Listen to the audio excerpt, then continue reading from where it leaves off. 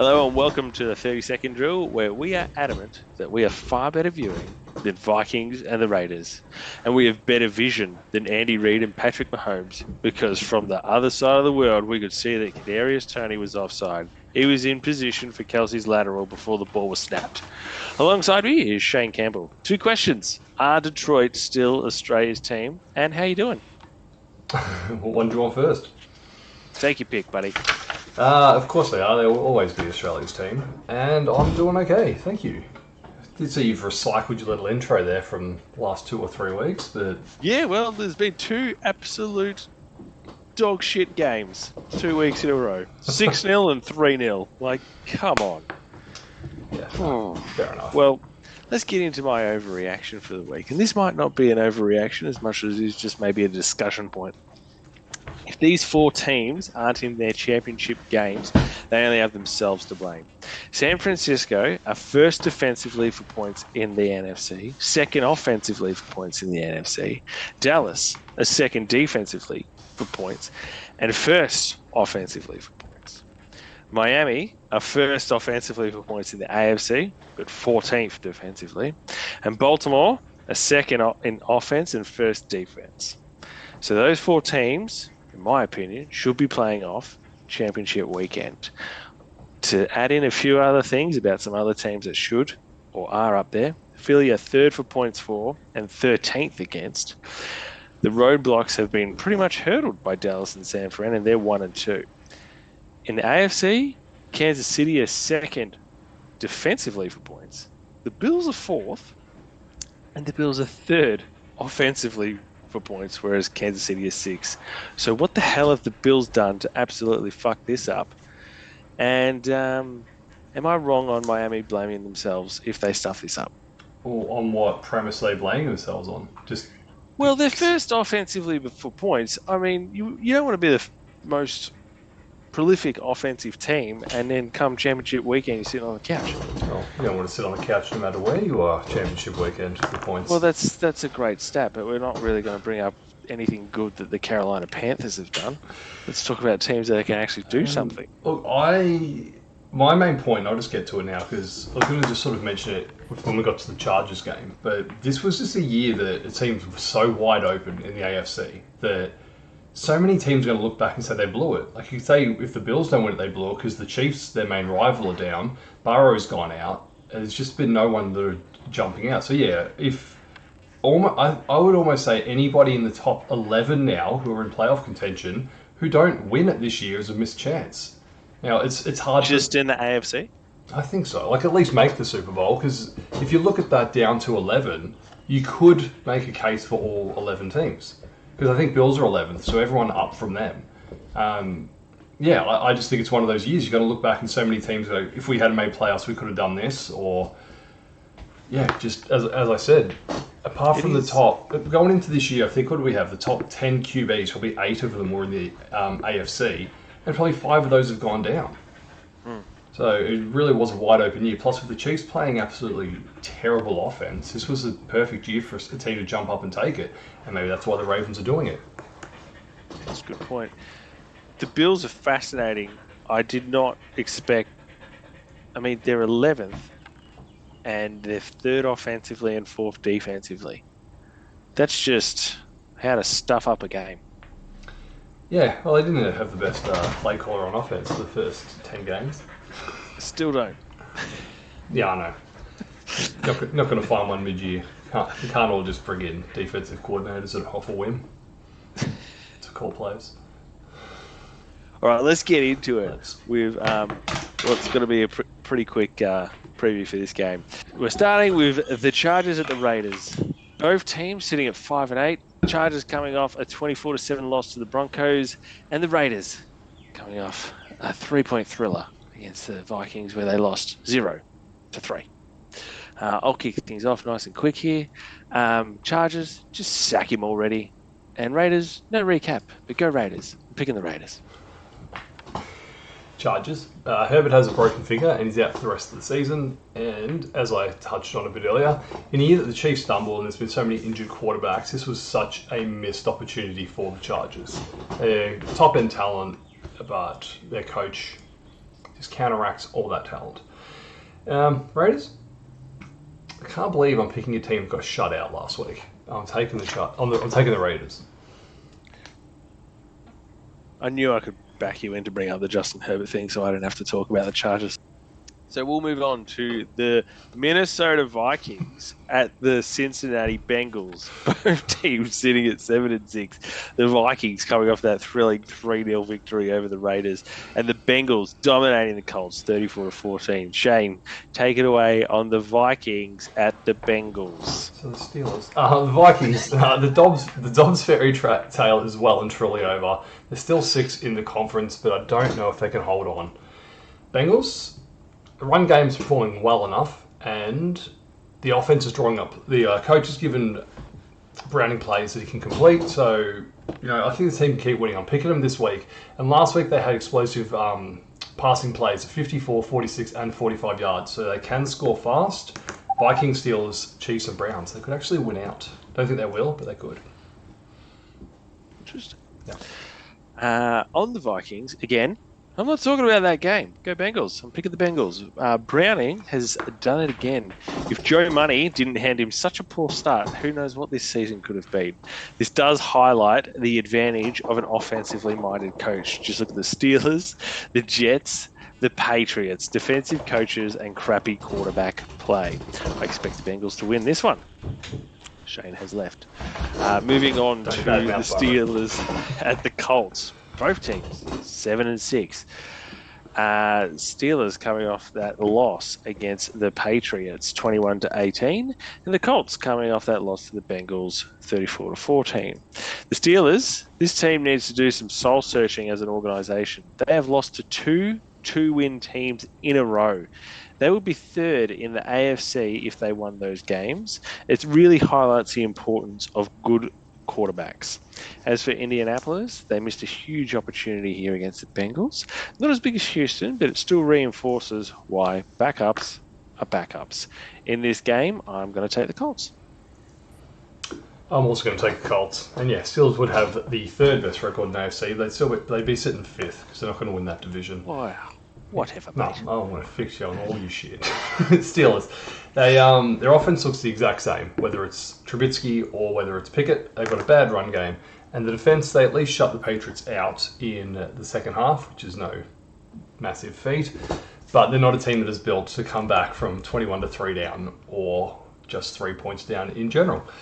Colts, Bengals, Seahawks, Ravens, and Steelers could win 3 of those 4, but they could also win 4. They could also lose 4 of the 4, so who knows with this team. Colts, they're 7th in conference. They have conference tiebreakers over the Bills, Bengals, and Broncos, but if they lose this, they lose the tiebreaker over 3 of the teams, and you can't ask a backup QB to throw the ball 39 times if you expect to win, but I am taking the Colts to get this one.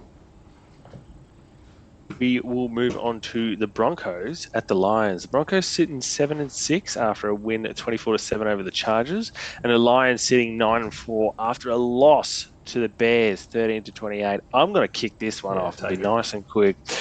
Sean Payton should be coach of the year. They're 1 win behind the Chiefs, and they have the following to go: at the Lions, against the Pats, against the Chargers, against the Raiders.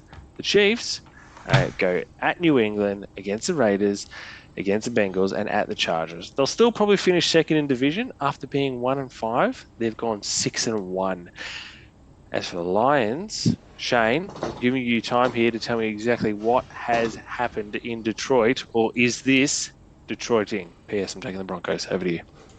I'll just start on your comment with Peyton should be coach of the year. Do you know how many coaches have won coach of the year when they've lost 70-20?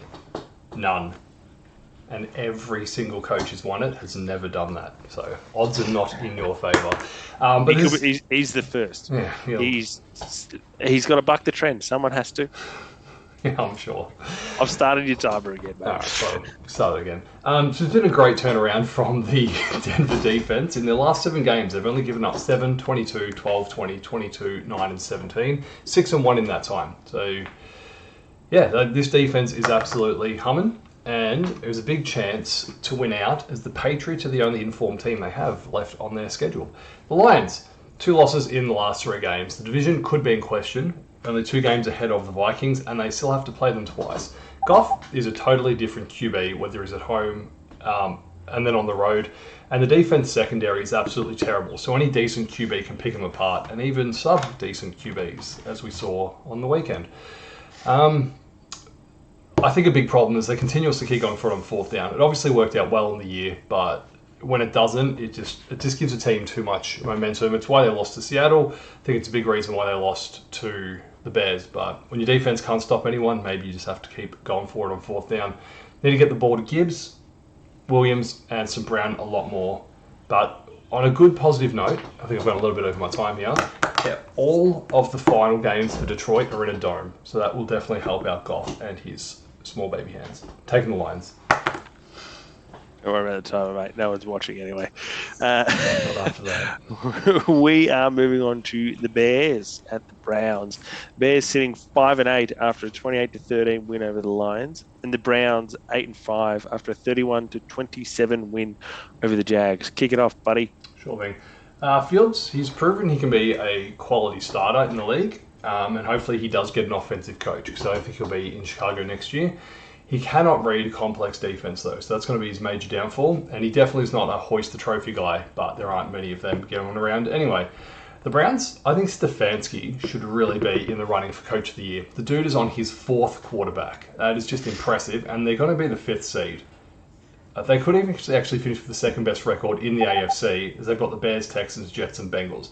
Could get the second best record, have the fifth seed, but be on the road all throughout the playoffs, taking the Browns. It's fair enough. I'm also taking the Browns. Do the Bears have their guy? If they decide no, someone else definitely will pick him up. What a dilemma for an organisation known for making terrible decisions. As for the Browns, Joe Flacco is balling out. The defence is where the show's at, though. 3 interceptions and a fumble recovery. This has been my problem with the Jets. Get yourself a quality backup. They're out there. Could have saved your seasons. As I said, taking the Browns. Wait, before you move on, though, where do you reckon Fields will go? Or who do you want to see him go to? I think Atlanta is a really good fit. Yeah.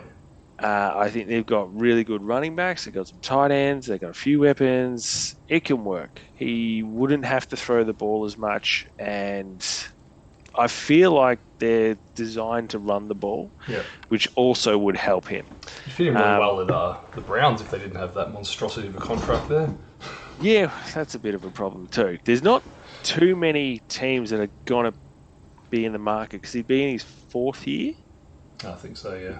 Yeah. But I still think like teams in that division, NFC South, like probably all they could take the punt on just about any quarterback, and who knows? Who knows? I don't want to deep dive on the NFC South. Jesus. No, there's more a question about Justin Fields. I think the Falcons would actually be a really good fit for him. Moving on to the Bucks at the Packers. Both teams sitting at 6-7. My Packers. The Bucks coming off the 29-25 win over the Falcons, and the Packers coming off the 22-24 loss to the Giants. I'll kick this one off. Sure. The Bucks pick up a win and lead the division, which, according to this division, means they'll lose and will get a new leader of the division. But does this division matter at all? No, because they're going to lose to probably Philly or Dallas in week 1. So that's all I got on the Bucks. As for the Packers, that was an awful loss. Obviously, they were up and about and have blown an opportunity. They're the youngest side in the league, I believe, and they should learn from this. But I'm still backing them in for playoffs, and I'm taking them to get the win here. Over to you. Thanks. So the Bucks, they have the best QB in the division, which does not say much. And they're also the best team in the division, which also does not say much. I think the biggest question for the Bucks is whether they're going to bring Baker back next year. I think that's probably the interesting question, and I think maybe the Saints should go and get him. Packers, what the hell is this team? This is your team. You've claimed them from week 1. Yes. What are they? Yes. They're just so confusing. They could have all but assured themselves of a playoff spot, but they lose to the 4-win Giants. So that's not good signs. They're keeping it tasty. They'll bounce back this week and win at home. The Packers are keeping it tasty and keeping it interesting, mate. That's all you want from your team. Moving on to the Texans and the Titans. The Texans sitting 7-6 after getting thumped by the Jets 6-30, and the Titans sitting at 5-8 after beating the Dolphins 28-27. Take it away, buddy. Stroud was outperformed by Zach Wilson, so any chat of him as the MVP is just gone. He's just blown that right now. They're a win behind 5th, but they're also only a loss ahead of 11th. Texans, Browns, Titans, Colts, they should win 3 of those 4 and get a wildcard spot. The Titans, without a run game that just could not get going, they gave up a pick 6, they gave up 2 fourth quarter touchdowns in 70 seconds and still won. Like, that just reflects a lot of coaching and fight to the end. But I think it reflects more on the Dolphins, who we'll talk about next game. I hope Vrabel gets traded to a better team. It's the Will Levis factor, mate. It's just all him. Taking the Texans. Yeah. What the hell was that from the Texans? Let's just put it down to a great learning experience for Stroud. It's terrible loss, and they should bounce back. Every team has awful days. Maybe they'll just chalk it down to that. Were the Titans good, or were the Dolphins really bad? The Titans got an impressive win, and it still clouds the mystery around Will Levis as to what he could be. There's clearly a huge upside, and they like where they're heading, but time will tell, I guess. Nice win, though. Anyway, that's all I got there. I'm taking the Texans. Moving on to the Jets up against the Miami Dolphins in Miami. The Jets are sitting at 5-8 after a 30-6 demolition of the Texans, and the Miami Dolphins 9-4 after losing 28-27 to the Titans. Zach Wilson is back. The Jets looked inspired on his return. What the hell is this? Imagine if they grabbed Flacco in week 2 or something like that. They'd potentially be like 6-7. Miami, that was horrible, and they need to be better than that. Every team has awful days, I guess, which is appearing to be a theme, but they could be 10-3 with the Baltimore Ravens. Instead, they got the Buffalo Bills breathing down their neck, and they got to go to the Cowboys. They got to play the Cowboys soon. I'm taking the Dolphins here, though. So the Jets found their guy, have they? I don't think they have. Get rid of Rodgers. I don't think they have. Well, he threw for over 300 yards, and Rodgers has not done that in 22 starts. I'm not talking about the Jets. Miami, just like, what the hell was that? What a capitulation. They gave up 15 points in the last 2 minutes and 40 seconds of the game. When Hill is off the field, the Dolphins' offense, just they stall, and they're very mediocre. They've still got Waddle and so many other players out there, but not good enough. Dolphins, Ravens, Bills after this. So can the Bills catch them? I think they will, but they definitely could if Miami keep playing like that. I'm taking the Dolphins. Moving on to the Chiefs, the New England Patriots. Chiefs sitting at 8-5, and the Patriots at 3-10. The Chiefs coming off a loss to the Bills. Bills Super Bowl, 17-20, and the Patriots destroyed the Steelers and only played for a half, 21-18. Take it away, mate. It's actually been a bit of chatter that this is going to be Kelsey's last year, so I'm sure we're going to hear a bit more about that over the next coming months. This could be the best defense that Mahomes actually plays with over the next 5 to 10 years, and the reason they fail is going to be the offense. Hindsight is a fantastic thing, and remember when DeAndre Hopkins was a free agent and wanted to go to the Chiefs? Well, that's a fun little thing to look back on. Patriots, they're the most informed defense in the league. That's all I've got to say about him. And look, Zappy's doing enough. He's at least moving the ball. So, as a guy who appreciates defense, I'm taking the Patriots. Give me the Patriots. You've got to beat the Chiefs. Chiefs are cooked. On the D-Hop thing, it came down to, like, just a little bit of money, wasn't it? I think so. They had the money as well. Yeah. Mental. It's arrogance. Yeah. The Chiefs have blown this year. Arrogance in thinking they didn't need to get better on offense. Kadarius Toney is lucky not to be cut. You would have seen from the team they're facing in their heyday, they would have cut him after probably the drop catch. His laziness, and I'm calling it laziness, has cost his team 2 wins. They had some calls go their way, and now they've had some go against them. That's life. I don't care if a quarterback has a tantrum. I care if a wide receiver fails at where to stand before a snap and how to catch a ball. As for the Pats, they won and still kept pick 2. Has Mac been the problem all along? Not according to the internet.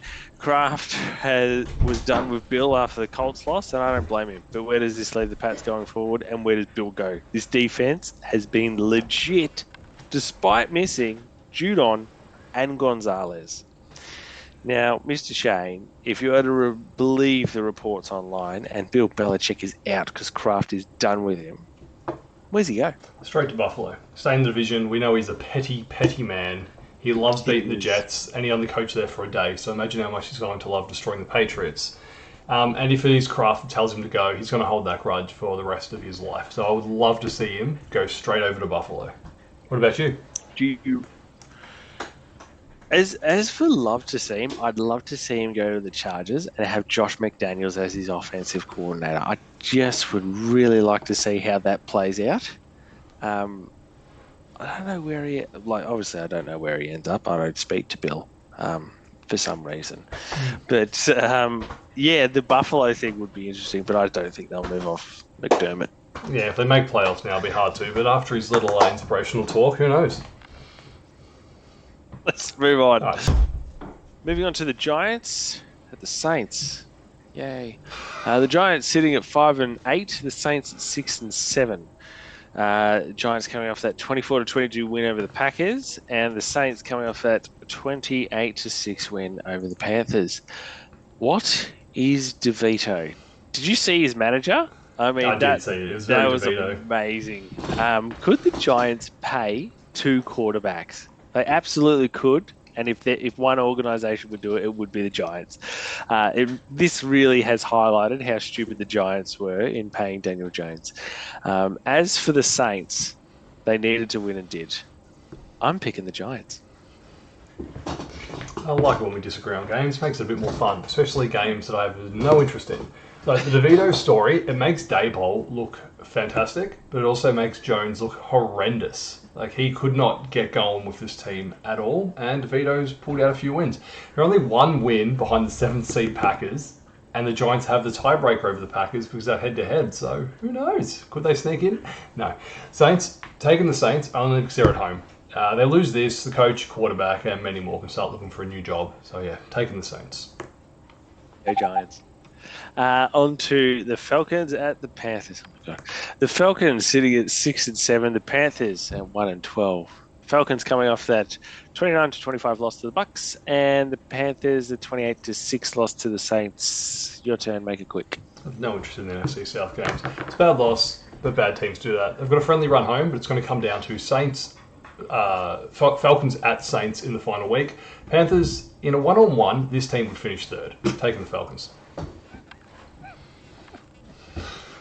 A disappointing loss by the Falcons. It appears they're a good quarterback away, but we thought that about New Orleans. I wrote this down, and we talked about it earlier. I think Justin Fields would suit this team. And the Panthers, they're abysmal. I'm taking the Falcons. Moving straight on to the Commanders at the Rams. The Commanders sitting at 4-9 after the bye, and the Rams 6-7 after a 37-31 loss to the Ravens. On the Commanders, I'm really looking forward to seeing the Commanders come out of the bye and lose to the Rams. As for the Rams, taking the Ravens to overtime and losing like that was pretty funny. The Rams are still on the up, and they might be building something here. I am taking the Rams, but don't really care for this game. Over to you. So the Commanders, I don't have a whole lot to say about them directly, but this game will be fun. It's 2 gunslingers, but the better one will win, and the better one is obviously Stafford. Yeah. Rams, can McVay just run the damn ball in the red zone? They ran the ball so effectively between the 20s, and he just abandoned it in the red zone, especially on those first few drives, and it cost them points. And obviously when the game goes to overtime, 1 extra point, they could have won. Probably would have. That's how numbers work. I'm taking the Rams to win by 24, to absolutely shellac them, but just McVay, run the damn ball sometimes. We've played the numbers game before, and we were miles wrong with the Patriots and Steelers. Moving on to the 49ers at the Cardinals. The 49ers 10-3 after a 28-16 win over the Seahawks, and the Cardinals are 3-10 still because they're the bye. Go for it, buddy. 49ers. They get the 1 seed, they make the Super Bowl. I think it's that simple for this team. They got Cardinals, Ravens, Commanders, and Rams to go. And they have a lot to say about them this week, but I'm going to say a lot next week before they play the Ravens next week. So yeah, 49ers to win 48-6. I'm not talking about the Cardinals. Fair enough. Another commanding performance for the 49ers, as you just said. Next week's match against the Ravens, that is where it's at. That's exciting. Lose that, and it could cost either side the one seed. So huge game. As for the Cardinals, well, this is kind of a micro preview for the 49ers to the Baltimore Ravens, because they'll just see like a smaller version of Lamar Jackson and a not as good version of Lamar Jackson just running around. So it'll give them a bit of a preview. The 49ers will smash them, though. Terrible take. Moving on to your Cowboys at my Bills? Someone's Bills. The Cowboys are 10-3 after a 33-13 win over the Eagles, and the Bills are 7-6 after that 20-17 win over the Chiefs. Them boys are legit. I was massively wrong on them not making playoffs, but I still believe they're going to lose in week 2 of the playoffs in what would be a complete failure of a season. They should be in the NFC Championship game from here. The top scoring defense, top scoring offense, 4th best defense, 6th for takeaways, equal first for giveaways, in a good way. That's weird reading of that stat. Tell me what can stop this team. Were there 3 losses just a case of every team has bad days? As for the Bills, they've done it again. They've won their Super Bowl. As much as Allen is improving, if you extend a 3rd down play as a defense, you're a chance to get an interception and get your team back into it. I'm taking the Cowboys. I just want to ask a quick question on Cowboys. We won't talk about it for 10 minutes like we normally do. Do you think they're any shot at getting the 1 seed, or the run home's too hard? They are, obviously, because they're right up there. So but I don't think they'll get it. If they do get the 1 seed, do you still have them losing in the second week, so 1 and done? Or do you just think if they don't get the 1 seed, that they'll win one, lose one? I just see them doing a Cowboys. Yeah. No, that's until they stop doing Cowboy things in the playoffs. That's my thing. Until I literally see it, I can't not see who I believe the Cowboys are. It's week 14, and it's taken me this long to go, okay, they're all right. Yeah. Well, maybe I'm just stubborn. Oh, that is you. My biggest concern with the Cowboys is if they don't win the division. So if Philly win out, Dallas don't win their division, which sucks them, because if they finish 5th, you'd imagine that then they've got to play the 49ers in that second week. Whereas if they can avoid the 49ers, I think they can beat Philly in the playoffs. So the way that it all falls is going to be massive. So Dallas is the most informed team in the league right now, and they don't lose at home. So they definitely do need that 1 seed. Bills, Dolphins, Lions, Commanders. Lions are out of form. Dolphins are clearly out of form. Commanders are no good. So maybe it's just this week. Win this week, they could win out. But yeah, get the 2 seed and they'll lose to the 49ers in the championship game. The Bills, they're on a great run, and Allen is playing it well enough to keep winning every game, but he's thrown a pick in 9 straight games. I think that's ultimately what's going to undo this team at some stage. I don't know if he can clean it up. 9 weeks in a row is not an aberration. That's who he is. I'm only taking the Bills because they're at home, but I have no confidence in the outcome of this game. And just a little fun fact, Bills are favourite, and Dak is 1-8 the last 9 games has been an underdog. So this is the type of game the Bills win. Yeah, and it's also the type of game the Cowboys lose. Yeah, because the Cowboys are playing a decent side, but this is got Buffalo Bills all over it, where they're just going to absolutely win, and their fans are going to be like, we're going to win it all. And just you're going to finish 2nd in division, you're going to lose in the playoffs, and you're going to blame something, and they'll change a rule for you, and it still won't help you. You'll still suck. You'll waste Josh Allen's career, and then everyone will be like, man, remember that highlight package of Josh Allen? And then people will start to go, McDermott probably should have got more out of that side.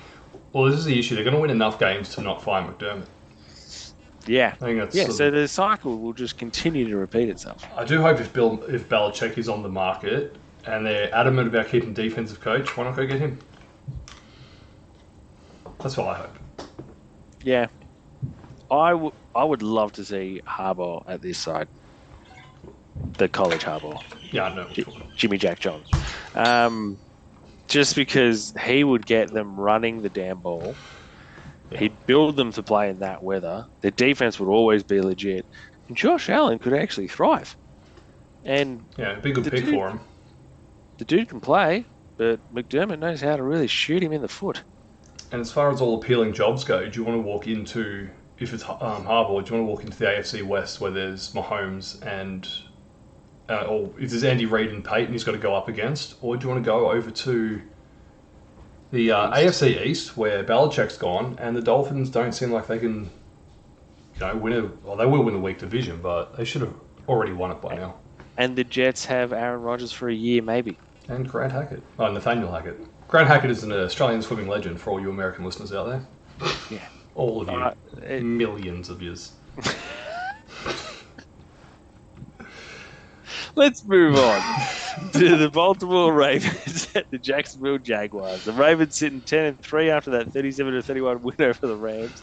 The Jags 8-5 after that 27-31 loss to the Browns. I don't know who's going first, so I will. Ravens win again with a bit of luck this time. We've seen them lose games like that before, though. At the Jags, at the 49ers, home to the Dolphins and Steelers. A tough run home where we'll see what the second best defense in the league is made of. Their offense is fourth, and that's just for scoring. The Jags, we said it would be crazy to play Lawrence, understand what was on the line, but the Jags last fortnight has destroyed their chance of taking the AFC. A win here could change the game, but I don't see it happening. I'm taking the Ravens. I'm also going to take the Ravens. They were very copycat. No. They were very sloppy off the bye, but good teams win when they don't play at the best. It took an absolute glorious punt return in overtime to win. Went out and they're the 1 seed. They've got the Jags, 49ers, Dolphins, Steelers. So it's the perfect month to either go into the playoffs red hot, or it's a terrible month and they could drop to the 3rd or 4th seed. Jags, they'll settle into the 4th seed. So they might as well just maybe start planning, rest some players, maybe definitely in the last week, and start getting ready for the Browns, who they'll face first week of the playoffs. Taking the Ravens in this one. You've been working your way through the predictor. Nice work. Eagles at the Seahawks to finish the week off. The Eagles sitting at 10-3, the Seahawks 6-7. The Eagles lost to the Cowboys 13-33, and the Seahawks lost to the 49ers 16-28. I don't know why I started the timer. You can start though. Thanks, mate. Eagles, they look tired, but a 9-1 start has allowed them to stumble and still be in contention for the number 1 seed. Hurts needs to be better, and AJ Brown has to regain that mid-season form if this team is going to do anything, because their defense is very, very bad.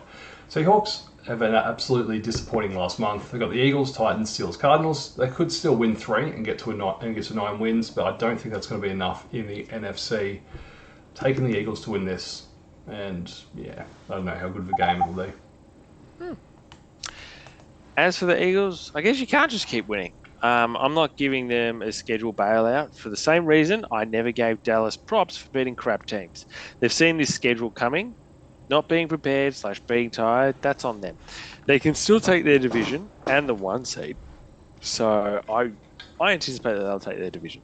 As for the Seahawks, they're cooked. Broncos get better, Seahawks get worse. That's how it works. I am taking the Eagles. Still think the Seahawks won the trade? Hey? Do you think the Seahawks won that Wilson trade? I can't remember the amount of picks and stuff. It was a lot and a lot of money. I know the money doesn't have much to trade, but I would definitely think that Sean Payton could be doing this or more with a different QB. Yeah. So while the Seahawks get worse and Denver get better, I think Sean Payton has a lot to do with that, a lot more than Russell Wilson. Yeah, absolutely. And I think the Seahawks were happy to move off Russ. So yeah. Both teams can technically win the trade, but I feel like, I'd say the Seahawks have, because Denver are paying Russell bucket loads and there's still talk that they're going to try and move off him. They're both not winning, mate. There's no participation trophies here. There's a winner and a loser. There's participation. Except for this podcast, it's just 2 losers. Well, that is it for us on that high note. As we always say, follow us on all the socials. 30-second drill. When I say all the socials, it's not true, because we're not on Threads, because, Jesus, there's already way too many. So Instagram, Facebook, TikTok, YouTube, 30-second drill. Send us an email, like the people on my shirt did, to become our sponsor. That's completely not true. I'm just wearing this shirt. We are not sponsored by them at all. Sponsored by dogs, and here's a dog. Woof, woof, woof. See you later, mate. Stay up.